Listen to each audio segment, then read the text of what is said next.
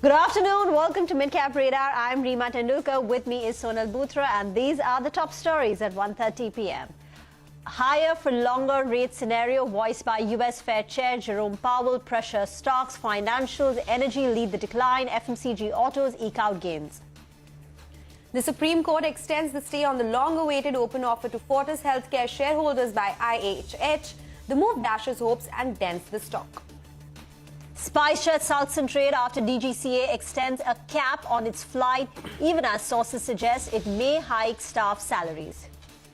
Aptus Housing gains after Citi initiates a buy rating on the stock. The brokerage says that pricing power and efficient cost structure will help deliver healthy return on assets.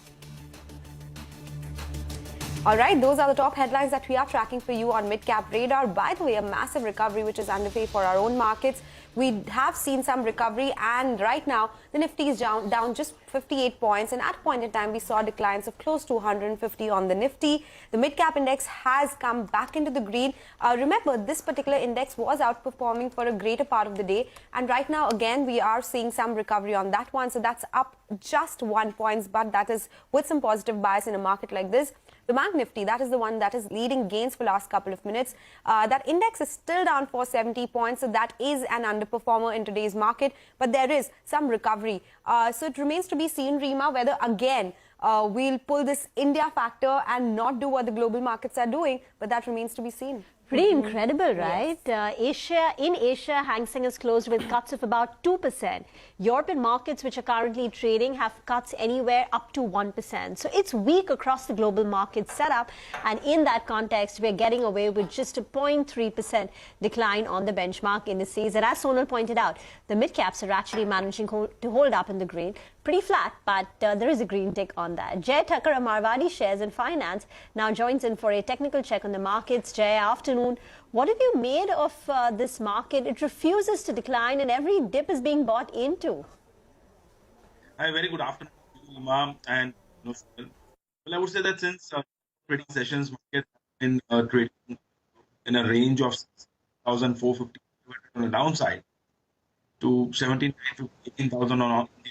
That's been broadly 5 to 6 range within which I believe that till this range is or the lower the probability. Jay, we'll come back to you in just a bit. I think there is some audio issue on your side, so we'll come back to you. But before that, we'll go to Vivek, who's standing by with the Midcap Movers segment, because Midcap Index definitely is outperforming today. Vivek. Well, absolutely right. The momentum and, the euphoria as far as the market towards the broader end of the markets is what continues. Now, even yesterday we spoke about Dish TV, and this particular stock, clear outperformer in this week, along with the resignation of, the erstwhile CEO. The stock is seeing a clear re-rating up for all 5 sessions of this particular week, and in fact, up 30% this particular week itself. Now, when you're talking about KPIT Tech, continues to be a significant outperformer. Reema already spoke about it, how the acquisition is helping, and look at the volumes today, very high volumes. The other one, of course, is CAMS. Again, this particular stock, clear outperformer. Technically, too, this particular stock is being given by analysts as a clear breakout candidate.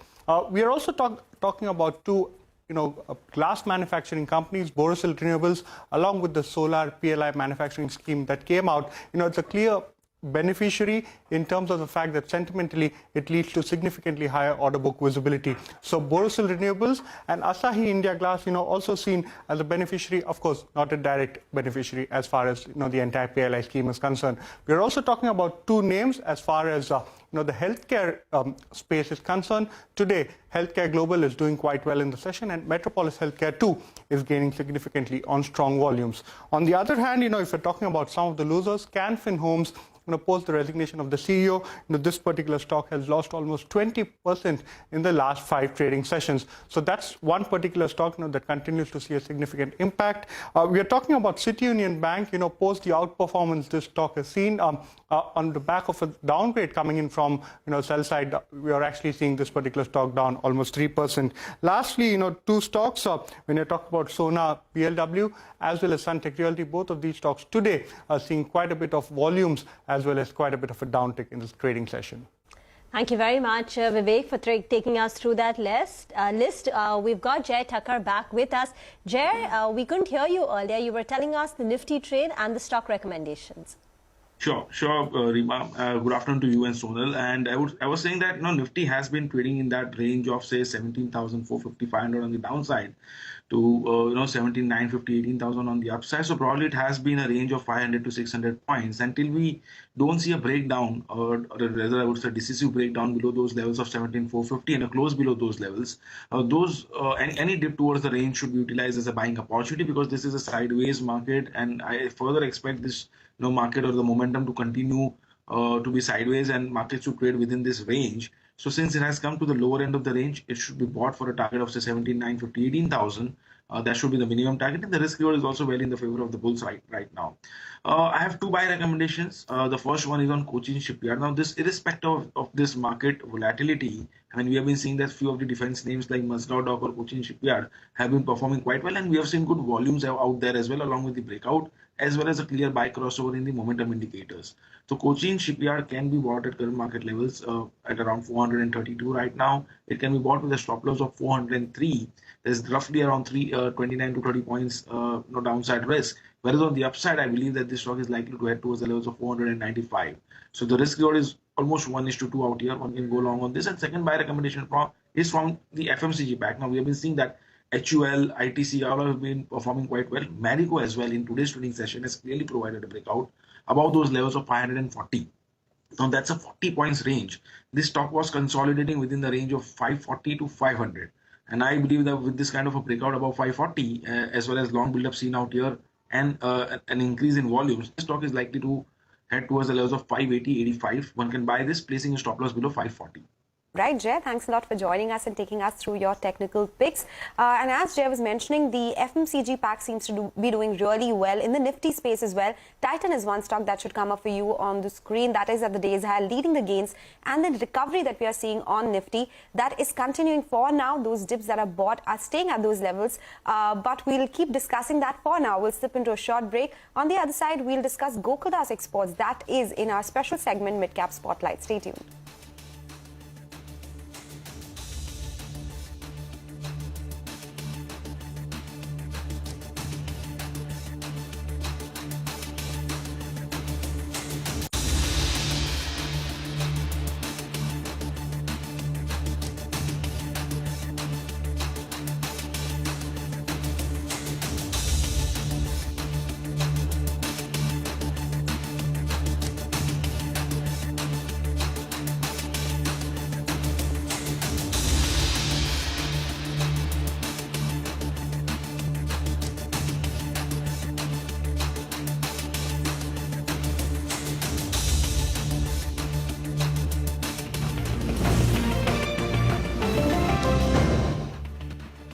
Hi, welcome back. You're still tuned into Midcap Radar, where recovery continues for our markets. And as we speak, Nifty is down just 50 points. So further buying from the lows is what we have seen.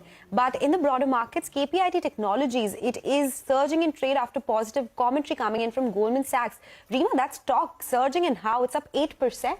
So yesterday, the company announced an acquisition. It was an EU-based company, and we had spoken about, that they will be paying 80 million euros. The acquired company had revenues of about 43 million euros, etc.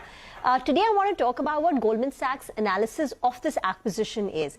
One, they're saying that on an EV to EBITDA basis, they find the valuation fairly attractive of the acquisition. They're saying the cash consideration for the acquired company, Technica, implies 10x EV to EBITDA. This compares with KPIT Tech, which is trading at 26 times trailing 12-month multiples. Secondly, they also say the acquired company has been growing at a 24% annualized run rate over calendar year 19 to calendar year 21. This compares favorably when you compare it to KPIT's own growth projection of 18 to 21%. So it's the acquired company's revenue growth is higher than KPIT Tech's own growth and what their forecast is. What they will be watching is, one, in terms of synergies. Why is it that the seller was looking to sell this company, Technica?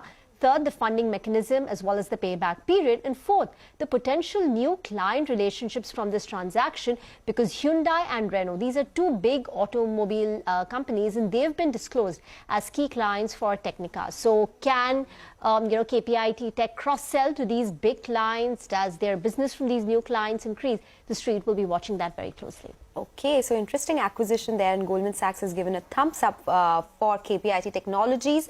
But we do have another stock in focus, and that is Aptu's Housing Finance.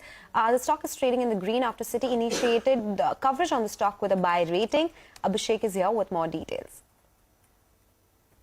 Well, as you mentioned, Citi has initiated coverage on Aptus Value Housing. They have a buy recommendation and a target price of 425 per share. They say that this is a player with a high profitable, affordable housing lender. So they have demonstrated quality underwriting, given the fact that their credit cost has been below 20 basis points in pre-COVID levels. And even at COVID time, they had a peak credit cost of just 86 basis points. So good execution should see a CAGR in terms of loan growth of around 29% over FY22 to 24, and pricing power and efficiency in cost structure will help to boost ROA of Aptus Value Housing. So they are building a 60 basis point decline in net interest margin over FY22 to 24, given the fact that share of home loans as well as leverage will play out in reducing the net interest margin. They expect ROA of 7.4% and ROE of 16.5% in FY24.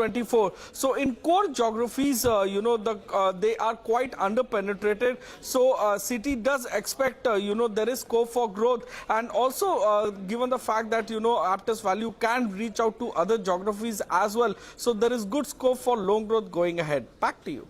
Thank you, Abhishek, for that. Earlier today, we got chatting with Pralay Mondal, who has been appointed as the Managing Director and the CEO of CSB Bank for a period of 3 years, starting 15th of September. Listen in to what he had to say about the bank's credit growth going ahead.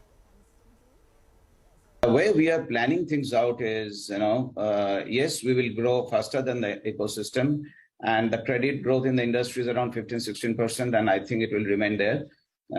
And we think we should outpace that in the next 2 to 3 years, including this year. I think we are looking at growing much faster than what we have done in past. The second part is how do we do that? Of course, we'll build the retail engine a lot more. That takes 12 to 18 months to build, because you need to create a lot of systems, processes, technology. We do understand that gold loan is a relatively larger component of our asset book, but that's not how it will stay over the next decade or so in the bank, because what we're doing in the bank is looking at a much longer term perspective. How do we want to build the bank? And there we will have gold as one of the key levers of growth in the next few years. But the larger growth will come from retail SME and then also wholesale by the end of this decade. Okay, that is the word coming in from CSB Bank. Moving on to our special segment, Midcap Spotlight. Vaishta is focusing on a mid-cap stock, and it is Gokuldas Exports, which is one of the direct beneficiaries of a weaker rupee. Vaishta, tell us more. Hi Sonal, thanks for that. Well, the rupee has breached the psychological mark of 80, and with this the textile sector could be a potential beneficiary because of the strengthening of US dollars. The dollar index, as we know, is already at its new highs. Spark Capital has initiated a coverage on Gokuldas Exports with a target price of 517 rupees. So Spark Capital says that revenues could rise by 43% in the next 2 years and double in the next 4 years on the back of a 480 crore capex outlay. The company's scale of operations are also expected to increase significantly, and hence the company is planned to become one of the largest garment exporters of India over the next 5 years. Now, some of the catalysts for the growth for the stock are India increasing its 3% share in global weave-in RMG trade on the back of the China Plus One strategy. Also, there is a PLI scheme on man-made fiber. There are probable trade agreements. Spark Capital has expected that EBITDA margins could rise from 10.3%, which was in FY22, to 14% in FY26. Now, we also know that the company derives 98% of its revenues from woven garments, such as outwear and casual wear. Also, the global woven apparel consumption is already picking up, which is led by the back-to-office pent-up demand, as we know. Gokuldas Exports derives 80% of its revenues from US, where the clothing retail sales are quite resilient at present. Additionally, Xinjiang ban has forced the large apparel exporters like Bangladesh, Vietnam, Cambodia to re-look at their supply chain, and hence Indian players like Gokuldas Exports could be one of the beneficiaries. Thank you very much, Vahishta, for taking us through that. As we slip into a short break, here is some important news for all our investors.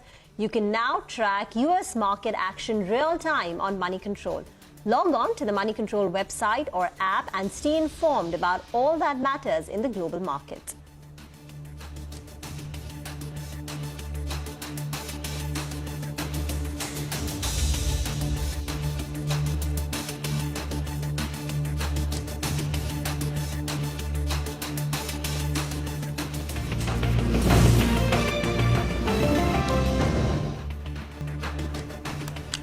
Welcome back. Let's talk about Spicejet. That carrier is under pressure after DGCA extended the cap on its flight. Sources, however, suggest that the company may hike staff salaries. Sonia is standing by with the details. Sonia? So, the problems for Spicejet continue, right? As you rightly pointed out, the DGCA, the Aviation Ministry, has asked Spicejet to put a cap on their flights. So, only 50% of flights can fly until the 29th of October. Having put a cap on 50% of their flights means that they cannot really maximize on this travel boom that we're seeing currently, and hence you're seeing other stocks like Interglobe Aviation rise because of that. Apart from that, as we told you a couple of days ago, they had asked 80 pilots to go on leave without pay for 3 months, citing that they're looking to bring down costs. But surprisingly, sources suggest that now Spicejet has announced a 20% salary hike for some pilots from October onwards, and they will also be depositing the TDS of all employees in the next 2 to 3 weeks. They will also be allowing employees to access their provident fund. Now, this news comes as a bit of a surprise, although it is a positive. A lot of mixed reactions coming through. On one hand, they're asking 80 pilots to go on leave without pay. On the other hand, hiking the salary of the other pilots. This doesn't bode well for the management itself and the way they are carrying out their operations. As we've been telling you, there are multiple challenges that the company is facing. The balance sheet is severely stressed for Spicejet, and the need of the hour really is fund infusion, which is not coming through. But purely for today, the fact that the DGCA has put a further cap on the flights until the 29th of October will hamper business of Spicejet more. But it is done for surveillance purposes because of the safety issues that Spicejet had in the recent past. Back to you. Okay, all right. Sonia, thank you so much for making sense of this news flow on Spicejet. The stock is lower by 4%. And the big story, of course, is Rupee being lower today. And despite the Rupee opening at a record low of 80.28 against the dollar, it is seen to be the best performing currency as opposed to the ringgit, yuan, and even the euro since February this year. In our special series, Fin Straight, my colleague Abhishek explains how the Rupee maintains this outperformance. Well, in Fin Street today, let's focus on Rupee, which is the best performing currency from Feb 2022 to now, when compared to the likes of Euro, Ringgit or Yuan. Now, Forex reserves or foreign exchange reserves are the assets that are held by a central banks or monetary authority. It is generally held in reserve currencies like the US dollar and to a lesser extent like the Euro, Japanese yen and pound sterling. It is used to back its liabilities like the native currency issued, and also reserves which are deposited by financial institutions or the government with the central bank. So foreign exchange reserves are also a true barometer of a central bank's reserve management to ensure that the central bank has control over adequate foreign assets to meet the national objectives. Now, the objectives may include providing a level of confidence to the markets, backing the domestic currency, assisting the government to meet its forex needs and external debt obligation, while also maintaining a reserve for potential national disasters or emergencies, and to keep the value of their currency stable. So countries with a floating exchange rate system may use forex reserve to keep the value of their currency lower than the US dollar. Let's take a look at RBI and its working. So RBI has managed the currency impact from the war that is between Russia and Ukraine or the current global macro situation.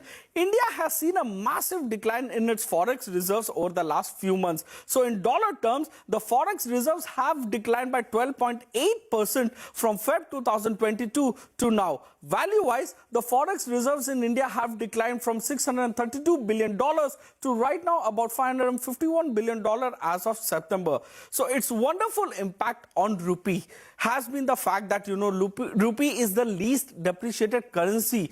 Rupee has depreciated only 6.5% against dollar versus an 8.5% depreciation that you are seeing for ringgit, almost 10% depreciation for yuan, while 12.7% depreciation that we are seeing euro versus the dollar. So impact of lower depreciation of rupee versus dollar is that lower currency depreciation helps in trying to curb the rise in inflation, as it helps in reducing the cost of imported goods and materials. The impact of availability of money for government to spend also increases. It boosts exports and reduces sovereign debt burdens. Bottom line, the exchange rate management helps in managing policy. Stronger currency also helps in, relative to the best of the world, can actually boost imports. It also aids in controlling inflation.